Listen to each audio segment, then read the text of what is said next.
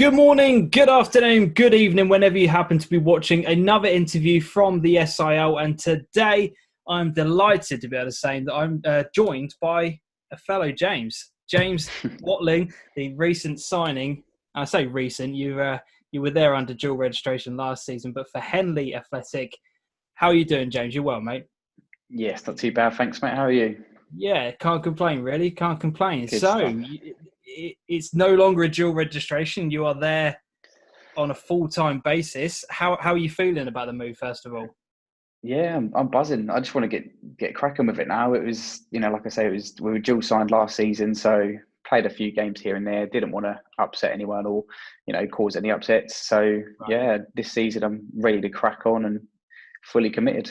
So you were with, just for clarity, for those who don't know, you were with Debenham Yeah. as well as Henley last season. So first of all, how did the dual registration come about? What kind of happened there? Because this is something that I'm always fascinated with. I really don't know how it kind of works. Yeah, yeah, sure. So yeah, I was obviously signed on full time for Debenham last season, and then partway through the season or towards the end, I worked with basically Sam, who was the joint manager of Henley last season. Yep.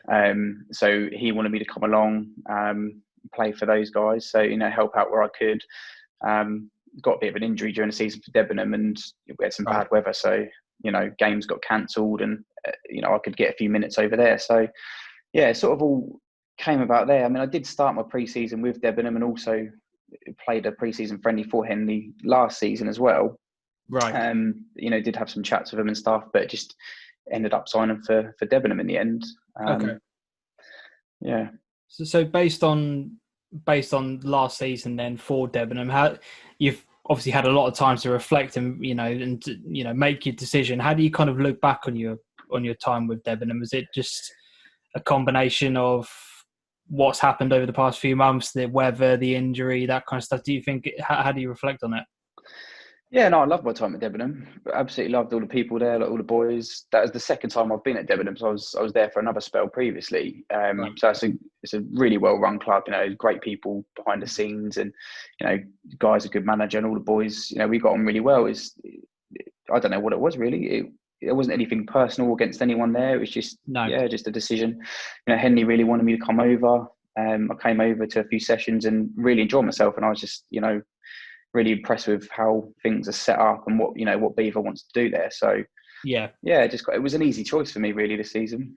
So that kind of answers my next question really. So why Henley? I mean, they are one of the powerhouses of the SIL, one of the top teams. They're always, from my time covering the league, they're always one of those guys that are up there and competing for not only the league but also the cup competitions as well. So Yeah. what was it about the club and what was it about the level and the standard of SIL that made you decide to come down from Debenham? Yeah, it's a strange one because people always talk about that step down or the step up from SIL to Thurlow Nunn. But if you look at the cup competitions and in particular the senior cup, most of the teams that get through to the semis or the final even are SIL teams. So They are, yeah, they really are. I think a club like Henley would compete in the top six in the Thurlow Nunn Div 1 for me. 100%. 100%. Similar with Cranes and some of the other top teams in there. So yeah, like I say, it was just obviously Liam, the manager, he's ambitious. He wants to win everything. Similar to me. I'm getting on a bit now. I'm 30, so I'm not going to be I'm playing. 30. I'm 30. You're not getting on, mate. You're not getting on. We're still young. Come on. Yeah, so you've got to cling on to it. But I'm obviously not going to play a good standard for forever. So I think I want to come over. I want to win everything. I want to win the league. I want to win the cups. Yeah. Great bunch of boys there. Obviously met them all last season, and some of them I knew anyway from through football or whatever it is. I've known some of them for years. So yeah, just everything just clicked for me really. This it just made sense. And have you been involved in the sort of like pre-season friendly so far and the training sessions you've been kind of on board with that at the moment? Yeah. So at first I was sort of stuck in the middle. I was still training with Debenham, still training with Henley. So it was a bit, Right. I didn't really like that. I didn't want to be stuck in the middle. So I made my decision a couple of weeks ago and just, decided that Henley was going to be for me. I've been to a couple of sessions and it just I came home from training and just had a smile on my face. I just really enjoyed it. it was just, the sessions were really good. Everything was with a ball. It wasn't this pre-season where you go in and you're running and you run around the field like 10 times. It was, you go in, everything's with the ball, all the fitness works with the ball, and it just put a smile on my face, to be honest. So came home and I just got the buzz back. I'm not, to be honest, with everyone that's been, everyone's tweeting about their fitness levels during COVID, and anyway, fitness really shouldn't be an issue for many players, should it? No, well, this is the thing. It's difficult. You have that sort of time out where I was furloughed for 3 months, so didn't really do a lot in that period. And then now trying to get back into the gym and trying to get fit, playing down a bit of goals on a weekend and stuff, and whatever I can do at the minute just to get that fitness back, really.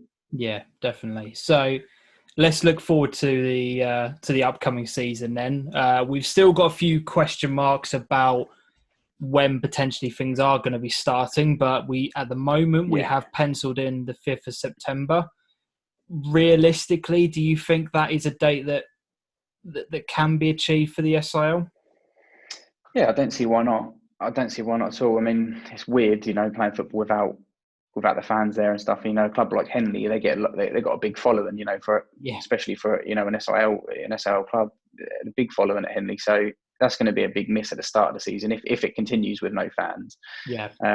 But as soon as we can welcome people back in, it's people's weekends. People love football, don't they? Get people out of the house and enjoying their weekends and football. So definitely. The quicker we can get people in the grounds, the better, really.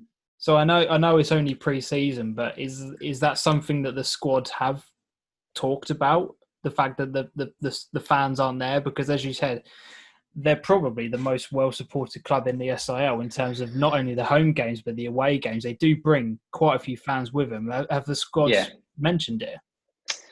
No, I mean, we're just trying to focus on getting fit and playing with each other. As a couple of new boys, a couple of new faces in, and we're just trying to get the way we want to play football. We're trying to get that down first of all. We haven't really had as many friendlies as maybe we would have liked, or as many training sessions due to work commitments or whatever it is. So we've got a few weeks now to try and crack down a bit and get some more training sessions together and work on some stuff. But we haven't really discussed the fans not being there. We know as soon as they can come back, they'll be there for us. So definitely. So aims for next season then. As I said, Henley are one of the top boys in this division. Yeah. We all know how it finished with Henley in 3rd place and in amongst a whole pack of teams chasing Crane down. How do you see the upcoming season going along? Do you think that Crane are going to be the dominant force again? Because for me as a neutral, I think there's at least 6 teams that could quite easily say, yeah, we're in this race. Yeah, definitely. I mean, I suppose last season, as well, I didn't really keep an eye on the SIL as much. Right. So I was, keeping an eye on it there, here and there, but, I saw obviously what the positions were last seaon. But I do think it's going to be tough. I've seen so many of the signings happening this year due to, whatever it is. A lot of people are signing for SIL clubs. So, one of the guys I played with at Debenham, Marcus, he's just signed for Cranes. And I know they're going to be very, very competitive. They just beat Wanderers in a pre-season friendly. So, they didn't just beat them. They exactly beat them.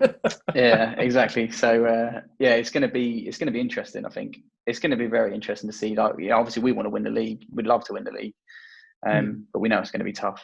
It's going to be very tough. But you mentioned about obviously again, I don't want to disrespect the SIL in terms of saying about people coming down to the level, because as you quite rightly said, the cups do show that the SIL is such an incredibly strong and competitive competition. But do you think that more and more people, and I think we've seen it already happening, that more people will start to come and play in the SIL for the enjoyment factor, and maybe what has happened over the past few months has maybe made people think about their lifestyle, think about their enjoyment of football, and it's not about maybe the extra 10 that you could earn by going up a division? Do you think we'll start to see that more over this season? Yeah, definitely. I think, you do take a step back and you have a look and you think, do I need to be travelling to Kings Lynn away on a Tuesday night, or, whatever it is, that Thurlow Nunn League, it does take a lot of your time up. You're probably training more than what an SIL club is. You go into all these midweek away games and, away games at the weekend. But so, I think definitely it will probably play a part. We've seen it already. A lot of players that have played Thurlow Nunn are coming down, but like we said, it's comparable probably the SLs, you know, the senior to the Thurlow Nunn Div 1. So it makes sense for a lot of people. I think less travel and just in the enjoyment factor. Definitely.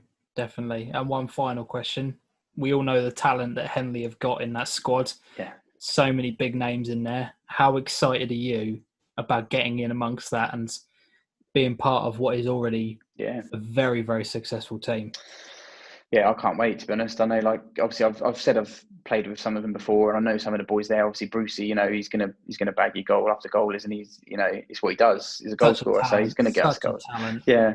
Plus, you know, Jamie Cowan, we want to have a front three of, you know, Brucey, Jamie Cowan and myself. So I think, you know, between us, we bring a lot of different qualities and deadly. Yeah, I can't wait to get started and, you know, just hit the back of the net and get that confidence boost early doors, you know, just put goals away. But it's not just the front three, you know, there's quality all over that side, you know, the midfield, there's so much energy in that midfield, and, you know, we've got some great experienced defenders. So yeah, just really excited to see where the season takes us, really, and hopefully we'll go far in the cups as well. Obviously last season, you know, we at Debenham we went out against Cobblestonians, so that was a bit of a kick in the teeth. It hit home quite hard, that one. So want to push on in the cups as well this year and try and get a final in there. Definitely. Well, I wish you all the best of luck for the upcoming season. Henley is a ground and a place that I really enjoy coming to, so I will be coming along to see your games. I'll maybe give it a few weeks to let you settle in and, you know, get the cohesion up top going together, and then I'll come along to see how you're all doing. Yeah, definitely come along, mate. It'd be good. Good man. Cheers for your time, James. Really appreciate it. If you guys have enjoyed the video, make sure you leave a thumbs up and also subscribe to the channel. If you want to take that support one step further, there are Patreon and Ko-fi donation links available in the description below. That would really mean the world. But until next time, as always, adios.